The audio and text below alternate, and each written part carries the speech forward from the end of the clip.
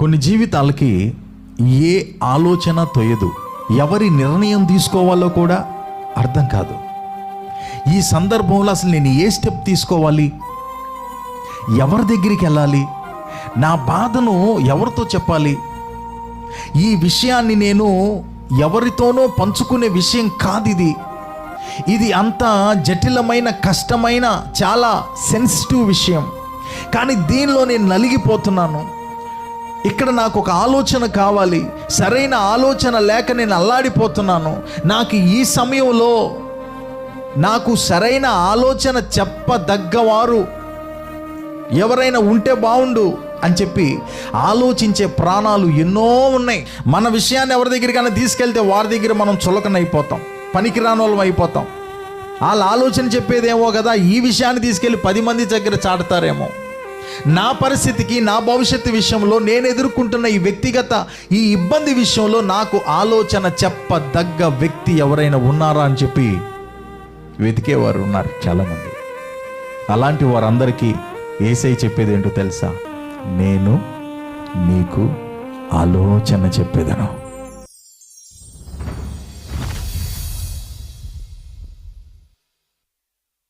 కీర్తనల గ్రంథం 1వ కీర్తన 1 నుండి కొన్ని వచనాలు ధ్యానం చేసుకుందాం. దుష్టుల ఆలోచన చొప్పున నడువక, పాపుల మార్గమున నిలువక, అపహాసకులు కూర్చుండు చోటన కూర్చుండక, యెహోవా ధర్మశాస్త్రమునందు ఆనందించుచు దివారాత్రము దాన్ని ధ్యానించువాడు ధన్యుడు. అతడు నీటి కాలువల యోరన నాటబడినదై ఆకువాడక తన కాలమందు ఫలమిచ్చు చెట్టు వలె ఉండును. అతడు చేయునదంతయు సఫలమగును. ఆమేన్, హల్లెలూయా. దేవుడి వాక్య లేఖనాన్ని మన వినికిడిలో దీవించి ఆశీర్వదించును గాక. ఆమేన్. మంచిది. ఈ కీర్తన భాగం ఆల్మోస్ట్ మనందరికీ కూడా తెలిసినటువంటి కీర్తన. చాలామంది చూడకుండా కూడా ఈ యొక్క కీర్తనని చెప్పేటటువంటి అవకాశం ఉంది. జస్ట్ చదువుకుంటూ వెళ్ళిపోవటం మాత్రమే కాకుండా అక్కడ మనం నిలిచి ఆగి పరిశీలన చేసినట్లయితే అక్కడ బిడ్డల ఎడల తండ్రికి తల్లికి ఎలాంటి ఒక చొరవ ఉంటుందో, ఎలాంటి ఒక ప్రేమ ఉంటుందో అది మనకి ఇక్కడ కనబడుతుంది. దేవునికి స్తోత్రం. ఏ విధంగా దేవుడు ఈ యొక్క కీర్తనాకారుల్లో నుంచి మనతో మాట్లాడుతున్నాడు అనంటే, దుష్టుల ఆలోచన చప్పున నడువక, పాపుల మార్గమున నిలువక, అపహాసకులు కూర్చుండు చోటును కూర్చుండక. ప్రభువు మనతో చెప్తున్నాడు ఏమి చేయకూడదో. ఆమేన్. ఏమి చెయ్యకూడదో మీతో ఎవరు చెప్తారు?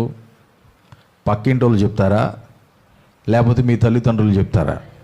అవును, తల్లిదండ్రులు వచ్చి చెప్తారు, బాయ్ ఇదిగో అటు వెళ్ళొద్దు, ఇక్కడ కూర్చోవద్దు, పలానోళ్ళతో వద్దు, మనకి ఆ ప్రాంతాల్లోనికి అసలు వెళ్ళొద్దు, ఈ టయానికి వెళ్తున్నావు కదా, ఈ టైం కల్లా నువ్వు వచ్చేసేయి, నీ పని ఏదో నువ్వు చూసుకో, నీ చదివేదో నువ్వు చూసుకో, నీ జాబ్ ఏదో నువ్వు చూసుకో, ఈ సమయానికల్లా నువ్వు ఇంటికి వచ్చేయి, అటు ఇటు వద్దు, వాళ్ళతో వెళ్తావు మనకెందుకు అని చెప్పి ఎవరు చెప్తారు? అమ్మ చెప్పుద్ది, నాన్న చెప్తాడు.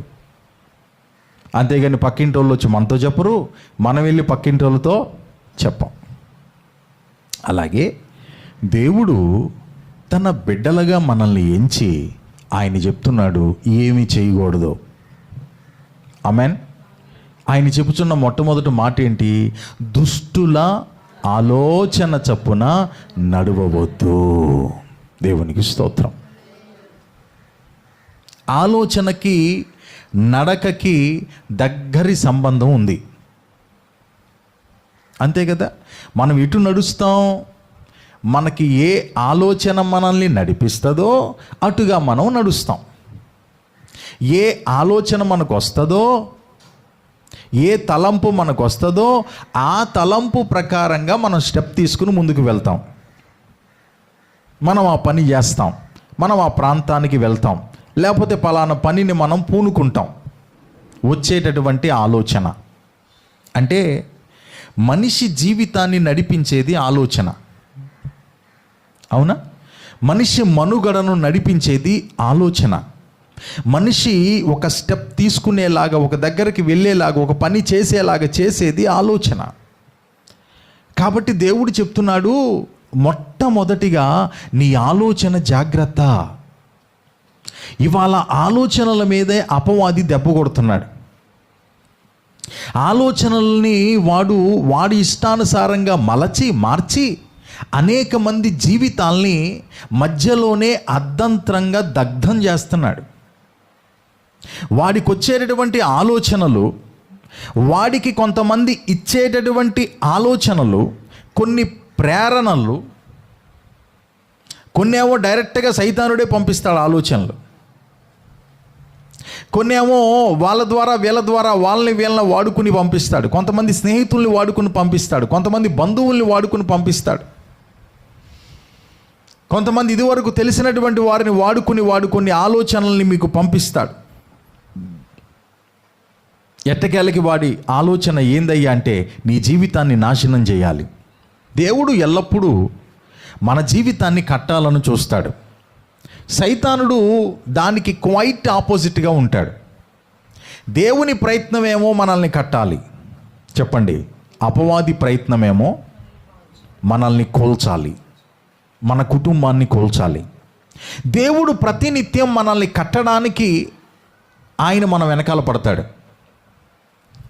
అపవాది అనునిత్యం మనల్ని కోల్చడానికి మనల్ని వెంబడిస్తాడు. ఈ రెండు మనం లేచిన దగ్గర నుండి మన మీద మనకు తెలియకుండానే ఈ రెండు ఆలోచనలు మనల్ని వెంబడిస్తూ ఉంటాయి. ఒకటేమో మనల్ని కట్టే ఆలోచన, ఒకటేమో మనల్ని కూల్చే ఆలోచన. మరి కట్టే ఆలోచన నీ మీద పనిచేయాలన్నా, కూల్చే ఆలోచన నీ మీద పనిచేయాలన్నా నిర్ణయం మాత్రం నీ చేతికే అప్పగించబడి ఉన్నది. దేవునికి స్తోత్రం. దేవుడు బలవంతంగా నీ మీద ఆయన పనిని పూనుకోడు. ఏం చెప్పాను? దేవుడు బలవంతంగా నీ మీద తన పనిని చేయడు. అలాగే అపవాది కూడా నిన్నేదో వాడి కంట్రోల్లోనికి తీసేసుకోలేడు, చేసేసుకోలేడు. వీరి ఇద్దరిలో ఎవరికైనా సరే, ఏ ఆలోచనకైనా సరే సహకరించవలసినది నీవే. రెండు ఆలోచనలు నిన్ను వెంబడిస్తాయి. ఒకటి దైవికమైన ఆలోచన, చెప్పండి, ఒకటి దుష్టుని ఆలోచన. ఈ రెండు ఆలోచనలు నిన్ను వెంబడించేటటువంటి కార్యక్రమంలో నీవు ఏ ఆలోచనకి సమ్మతిస్తావో ఆ ఆలోచనను నీవు అనుమతిస్తున్నట్లు. అంటే ఆ ఆలోచన యొక్క ప్రభుత్వానికి నిన్ను నీవు ఒప్పుకుంటున్నట్లు. ఆ ఆలోచన నీ మీద పరిపాలన చేయడానికి నీవు అనుమతిస్తున్నట్లు. Praise the Lord. అనునిత్యము దేవాది దేవుడు నిన్ను కట్టాలని, నీ కుటుంబాన్ని కట్టాలని ఆయన కొన్ని సంకేతాలని నీకు పంపిస్తాడు, కొన్ని తలంపుల్ని నీకు పంపిస్తాడు. ఎంతసేపు ఫోన్ చూస్తావు, తీసి పక్కన పడే, కాసేపు ప్రార్థన చేసుకో అనే ఆలోచన, కాసేపు వాక్యం చదువు అనే ఆలోచన, ఎందుకు వాళ్ళతో మనకి అనేటటువంటి ఒక ఆలోచన, ఏదో సడన్గా దేవుని సేవకుడు చెప్పినటువంటి వాక్యం గుర్తొచ్చి ఇది ఇట్లా కాదు కదా, ఇది ఇట్లా కదా అనేటటువంటి ఒక ఆలోచన. దేవుడు ఏదో ఒక విధంగా ఆయన నీకు కొన్ని సంకేతాలు పంపిస్తూ ఉంటాడు. అపవాది కూడా అనునిత్యం ఏం చేస్తాడంటే నిన్ను పాడు చేయడానికి కొన్ని ఆలోచనలు నీలో చొప్పించే ప్రయత్నాలు చేస్తాడు. ఈ రెండిటిల్లో నీవు దేనికి ఓటేస్తావో ఆ ఆలోచనే నిన్ను నడిపిస్తుంది. దేవునికి స్తోత్రం. హల్లెలూయా. నీవు అపవాది ఆలోచనకు ఓటేసి దేవుడు నిన్ను నడిపించాలి అనుకుంటే అది ఒక కళ, అలాగూ జరగదు. దేవునికి స్తోత్రం చెప్పండి. నీవిటు బంటుమెల్లు సైడు కారుకి విజయవాడ నాకు రావాలి అనుకుంటే అది ఒక, చెప్పండి, నీవు ఎంత దూరం వెళ్ళినా ఎందుకు? ఇటు విజయవాడ లేదు. నువ్వు కారు ఎక్కింది ఇటు బంటిమిల్లి వైపు, ఇటు బంటిమిల్లే వస్తుంది, విజయవాడ రాదు. అలాగే ఇవాళ చాలామంది ఏం చేస్తున్నారో తెలుసా? అపవాది ఆలోచనకి వారు చెయ్యేసి, అపవాది ఆలోచించే ఆలోచనలో వారు చెయ్యేసి దేవుడు నన్ను నడిపించాలనుకుంటున్నారు.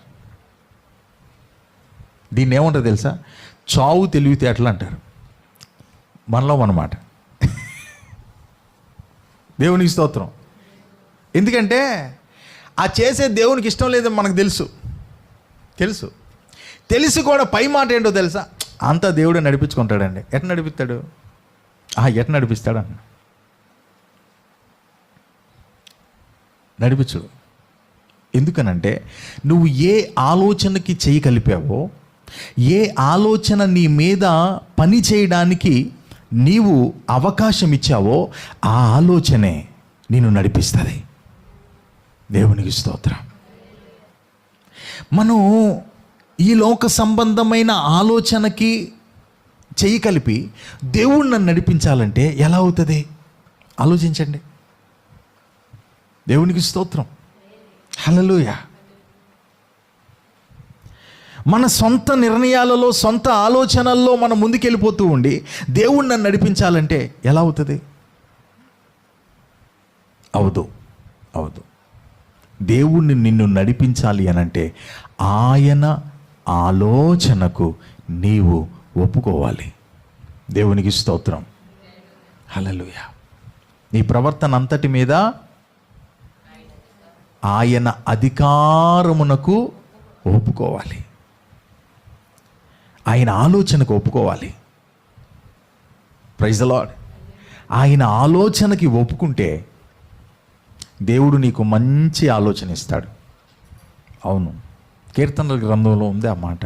చదవండి 32వ కీర్తన.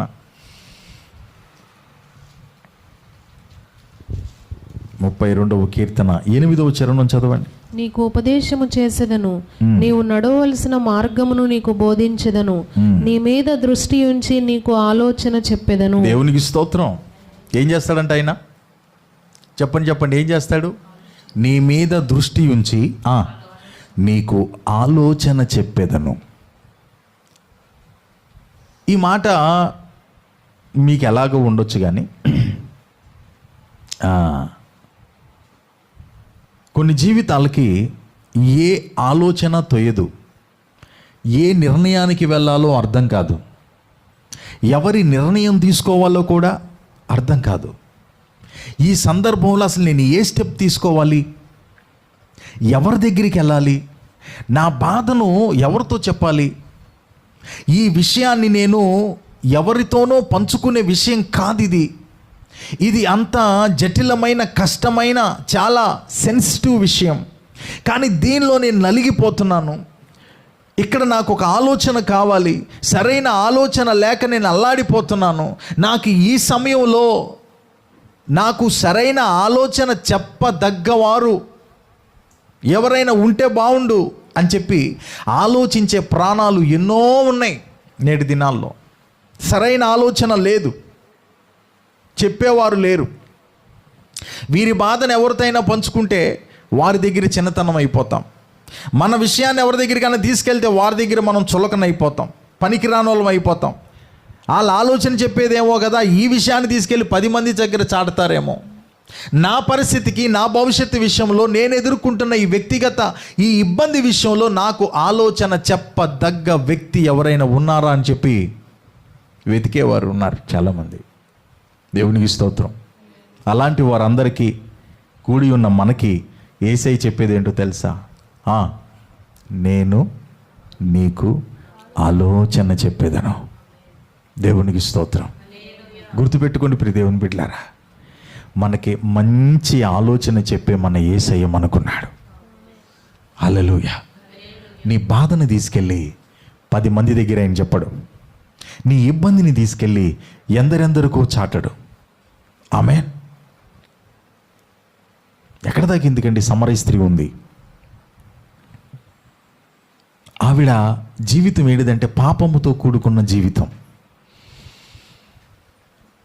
6 భర్తలతో ఉంటున్నటువంటి జీవితం, పాపం. ఆ ఊరిలో ఏమాత్రం విలువ లేని జీవితం. ఆవిడతో మాట్లాడాల్సిన విషయం ఏదో ఆవిడతో మాట్లాడేశాడు. ఆవిడ జీవితాన్ని ఏ విధంగా సెట్ చేయాలో జీవితాన్ని సెట్ చేశాడు. ఈలోపు వస్తున్నారంట. ఎవరు చెప్తారా? ఎవరు వస్తున్నారు చెప్తారా?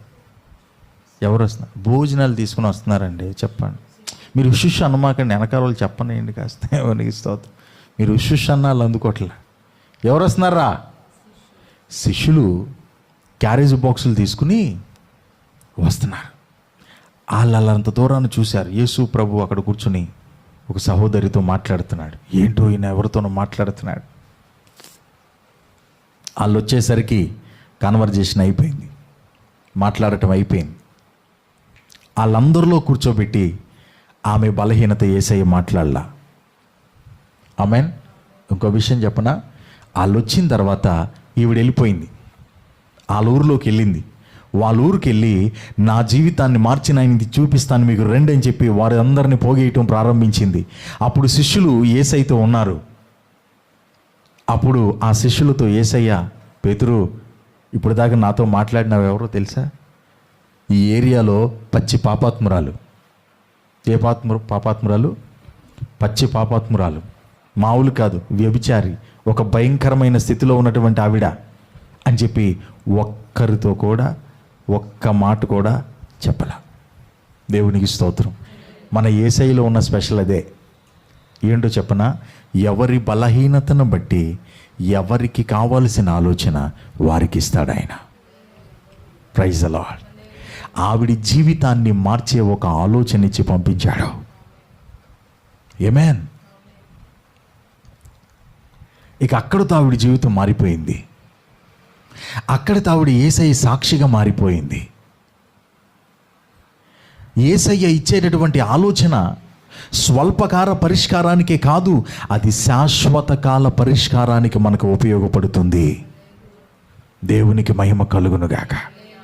కాబట్టి నా ప్రియ దేవుని బిడ్డలారా, ఎలాంటి సందేహంలోనైనా, ఎలాంటి సందిగ్ధ అవస్థలోనైనా యేసయ్య ఆలోచన కోసం వెళ్ళండి. Praise the lord. మీ సమస్యకి నా దగ్గర నుంచి అయినా ఒకవేళ కాస్త లేటుగా ఆన్సర్ వస్తుందేమో కానీ యేసయ్య దగ్గర నుంచి మాత్రం సరైన ఆన్సర్ సరైన సమయానికి వస్తుంది. Praise the Lord. ఎందుకంటే ఆయనే చెప్తున్నాడు, నేను నీకు ఆలోచన చెప్పేదను. నీ వ్యక్తిగతంగా కావలసిన ఆలోచన ఆయన చెప్తాడు. నీ కుటుంబానికి కావలసిన ఆలోచన ఆయన చెప్తాడు. నీ చదువుకి కావలసిన ఆలోచన ఆయన చెప్తాడు. కన్ఫ్యూజన్గా ఉన్నటువంటి మన లైఫ్కి ఒక మంచి ఆలోచన చెప్తాడు. కన్ఫ్యూజ్గా ఉన్నటువంటి నీ బిడ్డల జీవితానికి ఆయన ఒక మంచి ఆలోచన చెప్తాడు. దేవునికి స్తోత్రం. నీ చదువుకి ఆయన దగ్గర ఒక మంచి ఆలోచన ఉంది. మాత్రమే కాదు, నీవు ఏ ఉద్యోగం చేయాలో ఆయన దగ్గర ఒక ఆలోచన ఉంది. ఏ వ్యాపారం పెడితే నువ్వు సక్సెస్ అవుతావో ఆయన దగ్గర ఒక ఆలోచన ఉంది. కుటుంబం ఏ విధంగా, ఈ కిటికీ తీసే అటుపెట్టు, ఆ బీరు అటుపెట్టావా, అటు ఉండకూడదు, ఈశాన్యంలో పిచ్చమొహమా, నైరుతి ఇల్లు పెట్టు. ఏంటి తలా పిడి పెట్టుకుంటున్నారా? కాళ్ళు ఇటు పెడుతున్నారా? ఇంకేమైనా ఉందా? వాయుదేవుడు వచ్చి మిమ్మల్ని మింగేస్తాడు. ఇటు తలా పండకూడదు, ఇది పెట్టు, కాళ్ళు ఇటు పెట్టు. ఈ సమాధి చేసేది కాదు. అట్టాగే సమాధి చేయటానికి వెళ్తే ఆ గొడ తీసేవాళ్ళే చెప్పేస్తున్నారు, అయ్యా తూర్పు వైపు కాళ్ళు ఉండాలి, ఇటు ఉండాలి, ఎందుకంటే ఎట్లా లేచేస్తాడంట. ఇటువైపు పెట్టాలయ్యా, ఆ గొయ్యికి ఇటేపు తలకాయ ఉండాలి, ఇటేపు కాళ్ళు ఉండాలి. ఇది కాదు ఆయన చెప్పేది. నీళ్ళతోటి ఇక్కడ తీసేయి, వెనకాలెట్టు, బ్రహ్మాండంగా ఉన్నటువంటి నుయ్య పూడిపిచ్చేసి ఇంకోసారి నుయ్యి తీపిచ్చి ఏం అక్కర్లా, సూర్యుడు ఉదయాన్నే మీ ఇంట్లోకి వచ్చేలా కట్టుకోండి అంతే. ఎందుకు సూర్యుడు ఇంట్లోకి రావాలంటే సూర్యుల నుంచి ఉదయాన్నే వచ్చేటటువంటి కిరణాల వల్ల మీకు కాస్త డి విటమిన్ డెఫిషియన్సీ లేకుండా ఉంటాయి. రెండోది, మన ఇంట్లో ఉన్నటువంటి కొన్ని క్రిములు ఉదయాన్నే వచ్చేటటువంటి సూర్యరశ్మికి శాస్తాయి. అది శాస్త్రం. ఎంతకు మించిన శాస్త్రం ఏమీ లేదు. కాస్త వెంటిలేషన్ వచ్చేలాగా తలుపులు పెట్టుకోండి, ఇబ్బంది లేదు. ఆడెవడో చెప్పాడని చెప్పి ఇటే పెట్టాలని చెప్పి ఇటు మూసేసి అప్పు తెచ్చి డబ్బులు, ఒక ఆయన ఉన్నాను ఇట్లాగా నాకు తెలిసిన ఆయన, నేను వెళ్ళినప్పుడల్లా ఏదో ఒకటి మూయటం ఏదో ఒకటి తెరవటం ఉండేది వాళ్ళ ఇంట్లో. ప్రార్థన చేయడానికి రమ్మనేవాళ్ళు. సర్లే కదా నా టైం చూసుకుని వెళ్ళేవాడిని. ఇటు మూసేసి ఇటు తెరిచేవాడు. ఒక్కోసారి ఏంటి, ఇటు మొత్తం ఆ దర్వాజా అంత లెక్క పగలగొట్టేసి ఉండేది. ఒక్కోసారి ఏమో బీరువా కనబడేది కాదు. ఒక్కోసారి ఏమో దాన్ని నా ఎదురుగుండా ఉండేది. ఏందయ్యా ఇది విధానం అంటే, ఏంటో నా ఇక్కడ కష్టాలు పోవట్లేదు. ఆ కష్టాల తర్వాతలే కానీ ఇదేం మొత్తం పగలగొట్టేసామంటే, ఇది పగలగొడితే బాగుంటుంది అన్నారని. మరి బాగుంటుంది, ఇంక నేను ఎందుకు ప్రార్థన చేయటం? పగలగొట్టే, ఇటు మొత్తం పగలగొట్టేసుకో, నీకు బాగుంటుంది. చుట్టూరు పగలగొట్టకుండా పో, శుభ్రంగా పగలగొట్టుకుంటా ఉండు, వచ్చినవాడికి చదివిస్తూ ఉండు. ఆ పిలిపించినటువంటి వాళ్ళకేమో వేలుకి వేలు చదివించి ఇల్లంతా పగలగొట్టుకుని చివరాగరికి పాపం ఇల్లే అమ్మేసుకున్నాడు. ఆయన ఇల్లే అమ్మేసుకున్నాడు, అప్పులు పెరిగిపోయి. మరి అంతే కదా, వచ్చిన సిద్ధాంతం వచ్చినప్పుడు ఆ సిద్ధాంతం వచ్చి ఒకటి చెప్పాడు, ఇంకొకటి వచ్చి మళ్ళీ అదే చెప్తాడంటే అదే చెప్పడం, ఆడు మళ్ళీ ఇంకో కొత్త శాస్త్రం చెప్తాడు. ఇక అది ఉండదు మనోడికి. ఏ ఆలోచన మీద మనోడు బేస్ అయిపోయి ఉన్నాడయ్యా అంటే సిద్ధాంతి గారి ఆలోచన మీద బేస్ అయిపోయి ఉన్నాడు. మనం ఆరాధించుచున్నటువంటి దేవుడు సిద్ధాంతి ఇచ్చేటటువంటి ఆలోచనలు కాదు ఆయన ఇచ్చేది. Praise the Lord. ఏదో మానవ మాతృలు ఇచ్చేటటువంటి ఆలోచన కాదు ఆయన ఇచ్చేది. ఆయన గనక ఒక్క ఆలోచన ఇచ్చాడంటే జీవితం సెటిల్ అయిపోద్ది. ఆమేన్. ఆయన గనక ఒక్క ఆలోచన ఇచ్చాడంటే చాలు, దరిద్రం పోయిద్ది, పాపం పోయిద్ది. ఆమెకి చెప్పాల్సినటువంటి ఆలోచన ఏదో ఆవిడతో చెప్పాడు, నేనే ఆ మెస్సయ్యని, నేనిచ్చేటటువంటి నీళ్లు నీవు త్రాగితే జీవితంలో ఎప్పటికీ నువ్వు ఇక దప్పుకొనవు. పాపం చెయ్యాలనే దాహం ఇక నీకు వేయదు. ఆ వ్యభిచారానికి పోవాలనే దాహం ఇక నీకు వేయదు. ఆ వ్యభిచారం వల్ల కలిగేటటువంటి సంపాదన ధనార్జన చేసుకుని నా జీవితాన్ని కొనసాగించుకోవాలనే ఆలోచన నీకు రాదు, ఆ దాహం వేయదు. ఒక ఆన్సర్ ఇచ్చేశాడు. హల్లెలూయా. ఒక్క ఆలోచన తన జీవితాన్నే మార్చేసింది. రాళ్ళు పెట్టుకొచ్చారుగా మరొక సహోదరి దగ్గరికి, పెద్ద మనుషులు చిన్న మనుషులు అందరూ, పెద్దవారి మొదలుకొని చిన్నవారి వరకంట. ఏం పట్టుకుని వచ్చారు? రాళ్ళు పట్టుకుని వచ్చారు. ఎందుకంటే పాపం చేత పట్టబడిందంట. మోషే ధర్మశాస్త్రంలో ఉందంట, అలాంటి వాళ్ళ రాళ్ళతో సావగొట్టాలని ఉందట. కాబట్టి చిన్నోళ్ళ నుంచి పెద్దోళ్ళు కూడా పట్టుకొచ్చారంట రాళ్ళు. భలే విచిత్రంగా అనిపించింది నాకు. అంటే రాళ్ళు వేసే కార్యక్రమానికి చిన్నోళ్ళు వచ్చేస్తారు, పెద్దోళ్ళు వచ్చేస్తారు, అందరూ వచ్చేస్తారు. ఒకళ్ళ మీద రాళ్ళు వేయటమే కదా. ఒకళ్ళని కట్టే కార్యక్రమానికి కనబడరు, ఒకళ్ళకి మేలు చేసే కార్యక్రమానికి కనబడరు, ఒకళ్ళకి ఏదైనా ఇచ్చే కార్యక్రమానికి కనబడరు, ఒక జీవితాన్ని నిలబెట్టే కార్యక్రమానికి కనబడరు. ఎక్కడన్నా దేవుని పని జరుగుతుందంటే ఆ కార్యక్రమానికి కనబడరు. కానీ రాళ్ళు వేసే కార్యక్రమంలో మాత్రం ఆ రోజే కాదండి, చెప్పండి, ఈరోజు కూడా చిన్నోళ్ళ నుండి పెద్దోళ్ళు బయలుదేరతారు. ఎదట మీద రాళ్ళు వేయటం ఈజీ కదా. ఏదో సామెత కూడా ఉంది, గుడ్డ కాల్సి మొఖాన్ని వేసారన్నట్లు. అలా వేయటం చాలా ఈజీ. కాబట్టి నేను నా బిడ్డలతో చెప్తాను ఒక విషయం ఏంటంటే, పడిపోయినటువంటి వారి గురించి, జారిపోయినటువంటి వారి గురించి, తప్పిపోయినటువంటి వారి గురించి, వెనక్కి వెళ్ళిపోయినటువంటి వారి గురించి ఎక్కువగా మాట్లాడుకోకూడదు అని చెప్తాను నేను. వాళ్ళు అట్లా అంట కదా, ఆయన ఇట్లా చేశాడంట కదా, ఈయన ఇట్లా చేశాడంట కదా. ఈ అభినయ దర్శన్ అనేటువంటి వ్యక్తి పాస్టర్గా ఉండి, పాస్టర్ ముసుగులో ఉండి ఆయనే కొట్టించేసుకుని ఆయనే పబ్లిసిటీ అయిపోవాలని చెప్పి ఏదేదో చేశాడంట కదా. ఇప్పుడు ఏం చేయమంట? అట్లాంటి వాళ్ళు వస్తారని నేను ఎప్పటి నుంచో చెప్తున్నానుగా. ఇవాళ కొత్త ఏముంది?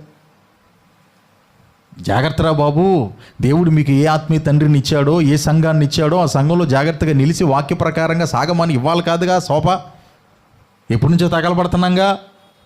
ఇవాళ మళ్ళీ కొత్తగా అదేదో జరిగిపోయిందంటగా పెద్ద హాట్ న్యూస్. ఎవరి లెక్కలు చెప్పుకుంటారు. నీ లెక్క ఏంటో నువ్వు చూసుకో. దేవునికి స్తోత్రం. ఆయన చిత్రాలు వేసుకుంటే, ఆయన కొట్టించుకుంటే, ఆయన తన్నించుకుంటే, ఆయన ఇంకెవటి తెచ్చి ఆయన లెక్క ఆయన చెప్పుకుంటాడు. నువ్వు అనవసరంగా వాళ్ళ మీద వీళ్ళ మీద రాళ్ళేసి వారి పాపాల్లో నువ్వెందుకు పాలు పంపులు పొందుతావు? మీకు తెలుసా, మనం రాయేయటాన్ని బట్టి వారి పాపాల్లో మనం పాలు పంపులు పొందుతామని తెలుసా? తీర్పు తీర్చేటటువంటి వాడా, నీవెవడవైనను సరే నిరత్తరుడవై ఉన్నావు. నువ్వు దేని విషయంలో తీర్పు తీర్చుచున్నావో ఆ విషయంలో నీవు నేరస్తుడవని తీర్పు తీర్చుకొనుచున్నావు. అరేనా ఏనా, మీకు అర్థమైందా? ఏ విషయంలో నీవు తీర్పు తీరుస్తున్నావో ఆ విషయంలో నీవు నేరస్తుడవని తీర్పు తీర్చుకొనుచున్నావు. అంటే నువ్వు ఎవరి మీద పలానోడు మైనస్సు, పలానావిడ మైనస్సు, పలానావిడ మైనస్సు అని చెప్తున్నావో ఆ మైనస్లన్నీ వాళ్ళకి కాదు, నీకు పడుతున్నాయి అంట దేవుని దగ్గర. ఎందుకు అనంటే అది నీ పని కాదు. తీర్పు తీర్చటం మన పని కాదు. వాడట్ట అంటగా, వీడిట్ట అంటగా, ఆడ చేశాడంటగా, ఆడక్కడ పడ్డాడంటగా, ఈ లేచాడంటగా, ఆడు తిట్టాడంటగా, ఈడు నీకు ఎందుకురా? నాకు అర్థం కాదు. నీ బతికేదో నువ్వు చూసుకో. మన జీవితంలోనే బోల్డని హోల్స్ ఉన్నాయి. మన జీవితాల్లోనే బోల్డని సరిదిద్దుకోవాల్సినవి ఉన్నాయి. మన జీవితాల్లో దేవునికి దగ్గర అవ్వాల్సిన బోల్డని పెండింగ్ అయిపోయి ఉన్నాయి. అయ్యగారా చెట్లో పడిపోయి కొట్టించుకున్నాడంటగా, నువ్వు కూడా వెళ్ళరా. ఇంకా సినిమా మంచి రక్తి కడద్దే. అదంతా డూబే అంటగా. నీకు ఎందుకు అంటున్నాను నేను? ఎవరు లెక్కలు చెప్పుకుంటారు. రేపొద్దున ఆయన నిన్ను లెక్క అడుగుతాడు. వాళ్ళ గురించి వీళ్ళ గురించి అడగడు, మనల్ని అడుగుతాడు. నీవెవరవైనా నువ్వు సరే నిరుత్తరుడివే. నీవు ఏ విషయంలో తీర్పు తీరుస్తున్నావో ఆ విషయంలో నువ్వు బుక్ అవుతున్నావు. అది ఆ మ్యాటర్ అక్కడ. నువ్వు ఎవరి మీద రాయి వేయాలనుకుంటున్నావో ఆ రాయి నీ ముఖం మీద పడద్దు, జాగ్రత్త. ఇవాళ నువ్వు పరిశుద్ధుడివేనే, ఒకప్పుడు కొన్ని తేడాలు ఉన్నాయి కదా, కొన్ని రోజుల తర్వాత ఒకవేళ తేడాల్లో పడతావు కదా, అప్పుడని నీ లెక్కలన్నీ బయటకు వస్తాయి. జాగ్రత్త, జాగ్రత్త, జాగ్రత్త. దేవునికి స్తోత్రం. రాళ్ళు వేయడానికి వాళ్ళు మామూలు కాదండి. ఎవరు కావాలో తెలుసా? నేటి దినాల్లో కాస్త క్షమించయ్యా అని ప్రార్థన చేసేవారు కావాలి, మార్చయ్యా అని ప్రార్థన చేసేవాళ్ళు కావాలి. పలానా వ్యక్తి పడిపోయాడంటయ్యా, మార్చయ్యా అని ప్రార్థన చేసేవాళ్ళు కావాలి. పలానా వ్యక్తి చెడిపోయాడంటయ్యా, జ్ఞాపకం చేసుకోయ్యా నా సహోదరుణ్ణి అని ప్రార్థన చేసేవాళ్ళు కావాలి. పలానా సహోదరి దేవుని సన్నిధికి వెళ్ళే సహోదరి వెనక్కి జారిపోయిందంట. ప్రభువా నా తండ్రి, ఆ బిడ్డ మంచి ప్రార్థన చేసేదయ్యా ఒకప్పుడు, మరి ఎందుకు వెనక్కి జారిపోయిందో తెలియదయ్యా, దయచేసి నువ్వు మాట్లాడయ్యా నీ గుండె కలిగిన వాళ్ళు సంఘంలో ఉంటే ఎంత బాగుంటుందండి. అరే పడిపోయిన వాళ్ళ మీద నువ్వు కూడా ఒక కామెంట్ చేస్తే, చెడిపోయిన వాళ్ళని తీసుకుని నువ్వు కూడా ఒక కామెంట్ చేస్తే ఎలా? వాళ్ళని ఎవరు బాగు చేస్తారు? వారికి ఎవరు కాస్త చేయూతనిస్తారు? దేవుని దగ్గర వారి గురించి ఎవరు కాస్త చెప్పుకుంటారు? స్తోత్రం చెప్పండి. హల్లెలూయా.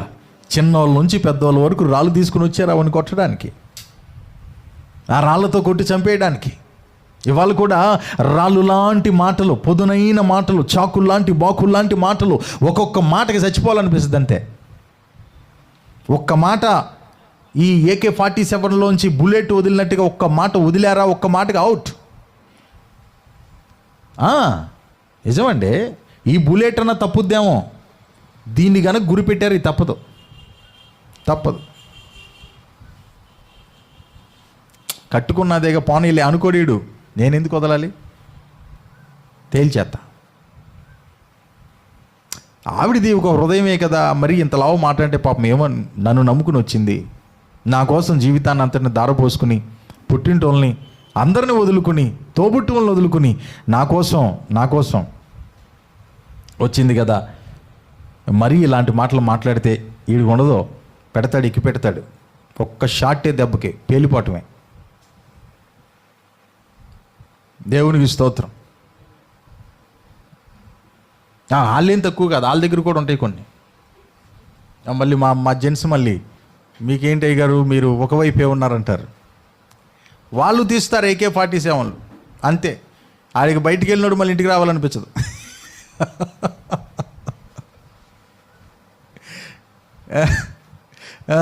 బుల్లెట్ అన్న పోలీస్ చేతిలో ఉన్న రివాల్వర్ అన్న తప్పుద్దేమో కానీ మన అమ్మగారి నోట్లో ఉన్న ఆ గుండు, ఏ గుండు, తుపాకి గుండు తప్పదు, దెబ్బకి బ్లాస్టే, కర్రబేలీలు పగిలిపోతాయి. అది సంగతి. రాళ్ళు తీసుకుని వచ్చి ఇష్టం వచ్చినట్లుగా చంపేటటువంటి వారు, దూషించేవారు, గాయం చేసేవారు ఇవాళ కూడా ఉన్నారు.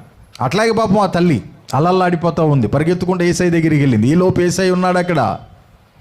ఒకే ఒక ఆలోచన చెప్పాడు. ఏమన్నాడు? మీలో పాపము లేనివాడు. అసలు ఎట్టొస్తాయండి ఆయనకి అసలు ఈ ఆలోచనలో? ఏ మాట ఆయన మాట్లాడినా ఆయన్ని బుక్ చేసేస్తారు ఇక్కడ. ఎందుకు? పోనేలేవయ్యా అన్నాడు అనుకో, అంటే నువ్వు ధర్మశాస్త్రానికి లోబడట్లా. మేము ధర్మశాస్త్రం ప్రకారం రాళ్ళు తీసుకుని వచ్చాం, నువ్వు ధర్మశాస్త్రం ప్రకారం మాట్లాడట్లేదు కాబట్టి నువ్వు దేవుని దగ్గర నుంచి వచ్చినోడు కాదు అనే రాళ్ళు ఇప్పుడు ఆవిడ మీద మాత్రమే కాకుండా ఈయన మీద కూడా ఎక్కిపెట్టారు. ఇప్పుడు పోనీలేవయ్యా అంటే అట్లా అంటారు, ధర్మశాస్త్రాన్ని లోబడట్లా. ఆ మాట కాకపోతే ఏసై ఇంకే మాట అంటాడు. ఈ మాట, ఈ పాయింట్ మీద ఏసైని బుక్ చేసేద్దాం అన్నట్లు వచ్చారు. కానీ ఆయన ఎవరు? ఆలోచనకర్త అనండి ఒకసారి. హల్లెలూయా. ఆలోచనకర్త, ఆశ్చర్యకరుడు, ఆలోచనకర్త, నిత్యుడగు తండ్రి, సమాధానకర్త. మీలో పాపము లేనివాడు మొదటి రాయి వేయండి. Praise the Lord. ఆ ఒక్క మాట వారి చేతుల్లో ఉన్న పెద్ద పెద్ద రాళ్ళన్నీ కింద పడిపోయేలాగా చేసింది. ఆమేన్. అసలు ఆయన ఏం చెప్తాడో, వీళ్ళు ఎలా నన్ను వదిలిపెడతారో అని ఈవిడ వణికిపోతూ వణికిపోతూ వణికిపోతూ ఉన్న ఘట్టం అది. ఒక్క సెకండ్లో చావు తప్పి అలా బ్రతుకుందంతే. ఇంకొక మరో సెకండ్లో వచ్చేస్తుంది కావిడికి చావు. ఈ ఒక్క సెకనే ఉంది యేసయ్యకి వాళ్ళ బారి నుంచి విడిపించడానికి. ఆ ఒక్క సెకండ్లో జీవితానికి సరిపడే అంత ఆలోచన ఉంది యేసయ్య దగ్గర. చపలు కొట్టండి యేసయ్యకి. దేవునికి మహిమ కలుగునుగాక. అది మీలో పాపము లేనివాడు మొదట ఆమె మీద రాయి వేయండి అంతే. ఇంకొక మాటలు మాట్లాడారా? లేదు. ఆ మాట విని పెద్దవారు మొదలుకుని చిన్నవారి అద్దుగద్దుగద్దుగా వారు ఆ మాట విని పెద్దవారు మొదలుకొని చిన్నవారి వరకు ఒకని వెంట ఒకరు వెనక్కి తిరిగి వెళ్ళిపోయారు. దేవునికి స్తోత్రం. చిన్నగా ఆమెతో ఒక మాట అన్నాడు, అమ్మా నీకెవరు శిక్ష విధించలేదా? ఎవరు విధించలేదయ్యా, అందరూ వెళ్ళిపోయారయ్యా. ఆమెతో అన్నాడు, నేనును నీకు శిక్ష విధించను, కానీ నువ్వు ఒక పని చేయాలి. ఏంటో తెలుసా? ఇక మీద పాపము చేయకము. దేవునికి స్తోత్రం. ఒక్క ఆలోచనే, ఒక్క మాటే. ఇక ఆవిడ లైఫ్లో పాపం చేసినట్టుగా హిస్టరీలో లేదు.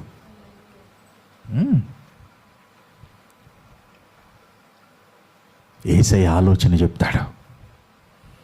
ఆయన అంటున్నాడు, నేను నీకు ఆలోచన చెప్పేదాను. మనం ఎక్కడికి వెళ్ళాలి? యేసయ్య దగ్గరికి వెళ్ళాలి. నీకోసం నీకోసం నీకోసం నీకోసం మనందరి కోసం యేసయ్య దగ్గర మంచి మంచి ఆలోచనలు ఉన్నాయి, మంచి మంచి ఉద్దేశాలు ఉన్నాయి. ఆయన దగ్గరికి వెళ్ళినప్పుడు నీకోసం కావాల్సిన ఆలోచన ఆయన నీతో చెప్తాడు. కానీ నీవు చేయాల్సిందేంటో తెలుసా?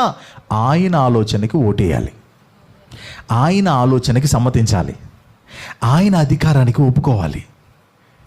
మనం చేస్తున్నది చెప్తున్నా, మీరు నన్ను తిట్టుకోండి, ఏదైనా చేసుకోండి.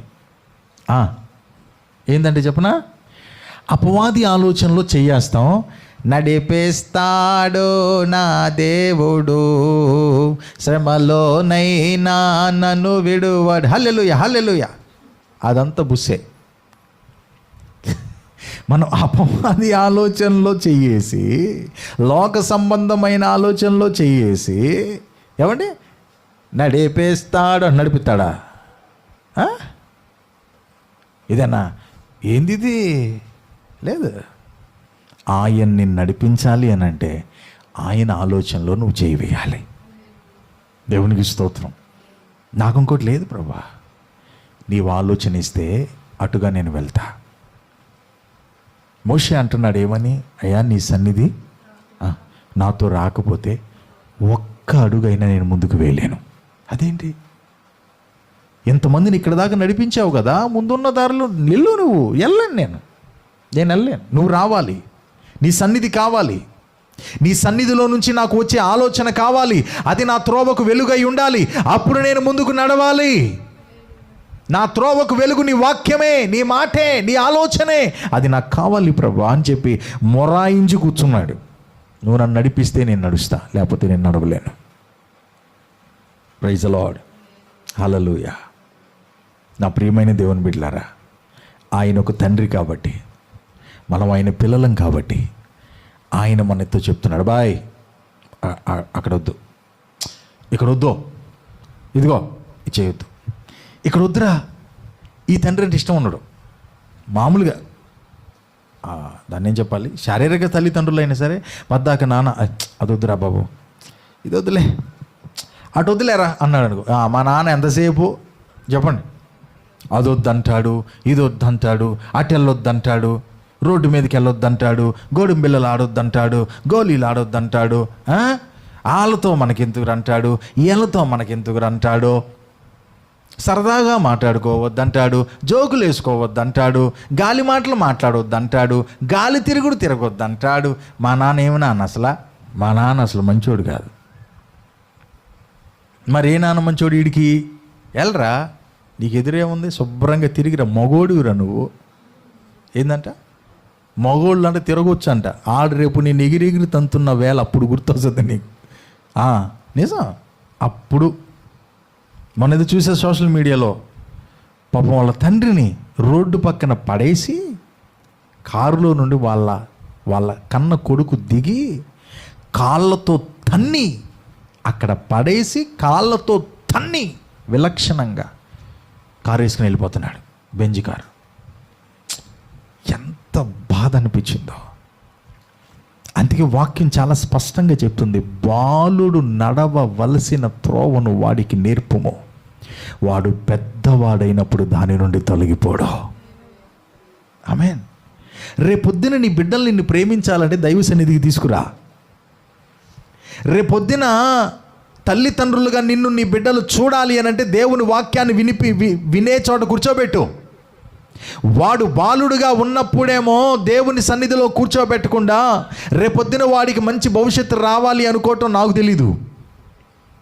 ఎందుకంటే వాక్యం చెప్తుంది, వాడు బాలుడుగా ఉన్నప్పుడే వాడు నడవవలసిన త్రోవను వాడిని వాడు నేర్చుకోవాలి, వాడికి నేర్పించు, దైవజనుడి దగ్గర తీసుకెళ్ళి నేర్పించు.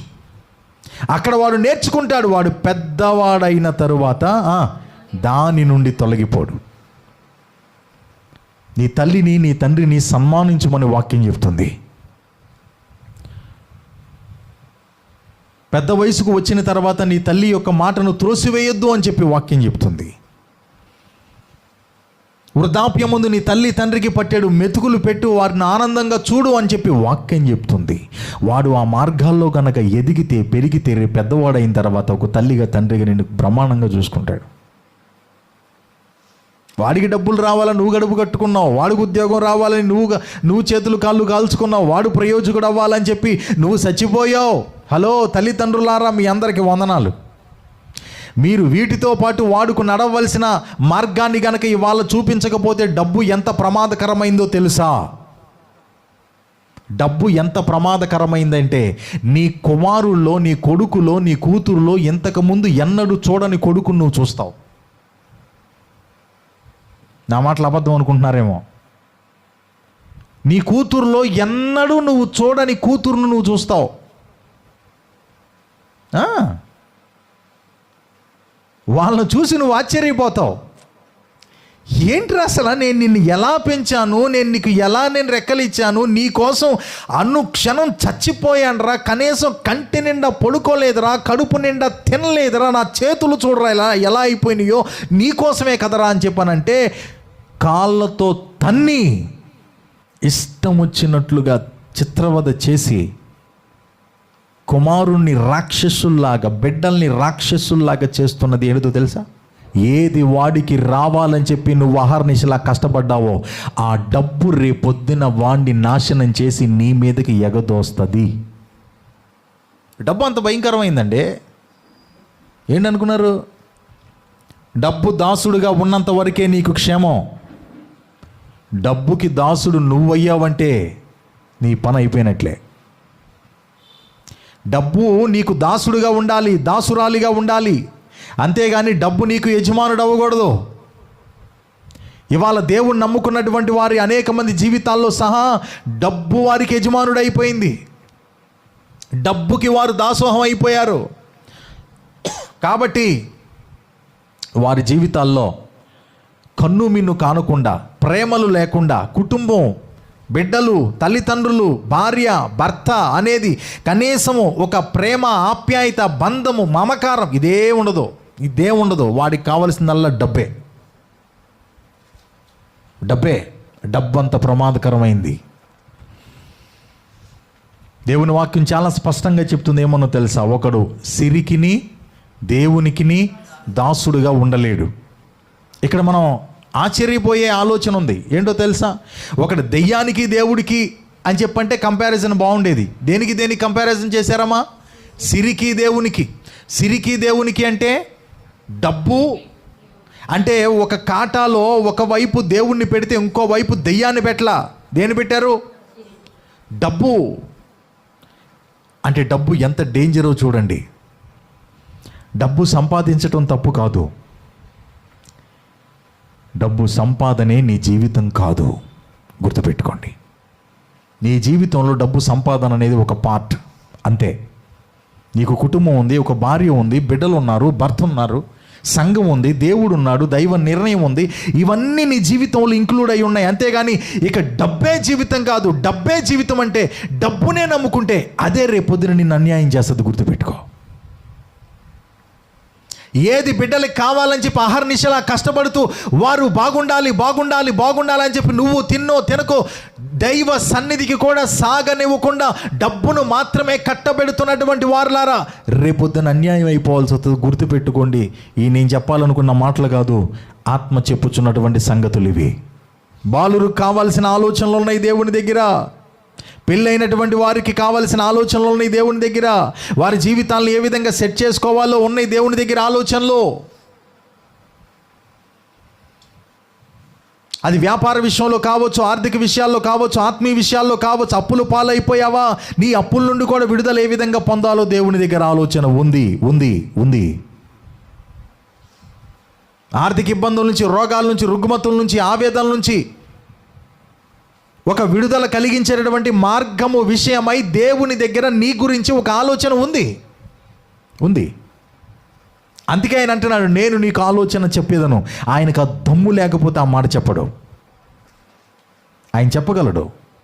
నీకోసమే ఒక ఆలోచన ఆయన దగ్గర ఉంది. దేవునికి స్తోత్రం. ఇక మీద పాపం చేయొద్దమ్మా అని చెప్పాడు. ఇక మళ్ళీ ఆవిడ పాపం జీవితంలోనికి వెళ్లకుండా ఆ మాట ఆమెను కాపాడింది.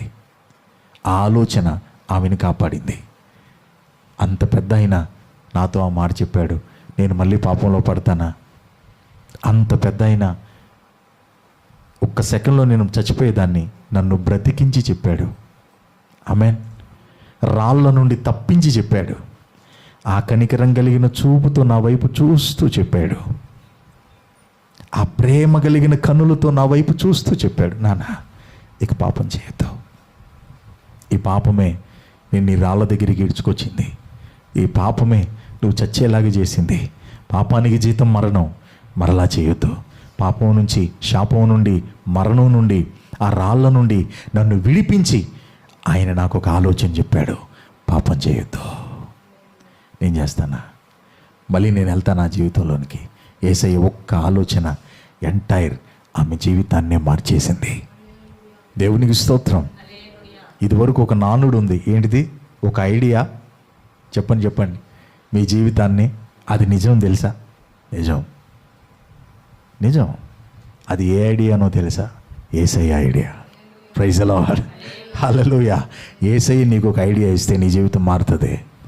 ఫెయిల్యూర్స్లో ఉన్నావేమో, ఆవేదనలో ఉన్నావేమో, ఏం అర్థం కాని పరిస్థితుల్లో ఉన్నావేమో, నీకోసం కూడా యేసయ్య దగ్గర ఒక మంచి ఐడియా ఉంది, ఒక మంచి ఆలోచన ఉంది.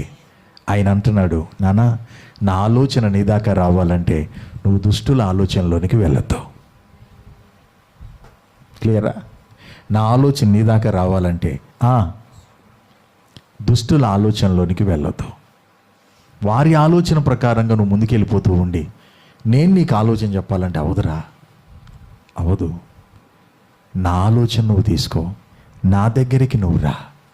నా దగ్గర నీ కోసం ఒక అద్భుతమైన ఆలోచన ఉంది. ఆ ఆలోచన మీద నీ జీవితాన్ని కట్టుకో, నువ్వు దీవించబడతావు. నీ కుటుంబాన్ని కట్టుకో, నీ కుటుంబం దీవించబడతాది. దేవునికి స్తోత్రం. హల్లెలూయా. ఇప్పుడు మనం ఏం చేయాలి? ఆయన ఆలోచన కోసం ఆయన దగ్గరికి వెళ్ళాలి. నీ ఆలోచన తీసి పక్కన పెట్టు. నీ బంధువుల ఆలోచన తీసి పక్కన పెట్టు. స్నేహితుల ఆలోచన తీసి పక్కన పెట్టు. యేసయ్య ఆలోచన దగ్గరికి రా. యేసయ్య దగ్గరికి రా. యేసయ్య ఒక ఆలోచన చెప్పయ్యా. ఏమీ తోయట్లేదయ్యా. ఏం చేయాలో అర్థం కాని పరిస్థితి అయ్యా. ఏ నిర్ణయం తీసుకోవాలో అర్థం కావట్లేదయ్యా. ఈ ఒంటరితనంలో ఆవేదన చెందుతున్నానయ్యా. ఆలోచన దొరకట్లా. దయచేసి నాకు ఒక ఆలోచన చెప్పు. వృద్ధులతో కూడా ఒక మాట చెప్పనియండి. నిజంగా చెప్పాలంటే వారికి భయపెట్టే కొన్ని ఆలోచనలు, కొన్ని ఆవేదనలు వారిని ఒంటరి స్థితికి తీసుకెళ్తూ ఉంటాయి. అలాంటి వారితో కూడా యేసయ్య చెప్పేది ఏంటో తెలుసా? మీకోసం కూడా యేసయ్య దగ్గర ఒక మంచి ఆలోచన ఉంది. Praise the lord.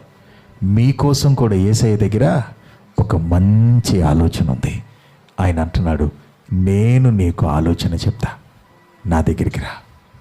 ఆమేన్. మన పనులు, మన బాధ్యతలు, మన సంపాదనలు ఇవన్నీ ఎడితిరుగుండే ఈరోజు మనం ఒక పని చేయాలి. యేసయ్య దగ్గరికి వెళ్ళాలి. యేసయ్య దగ్గరికి వెళ్ళి, ప్రభా, నా కుటుంబ విషయంలో, నా వ్యక్తిగత జీవితం విషయంలో, నా బిడ్డల విషయంలో ఆయన ఒక ఆలోచన చెప్పాడు.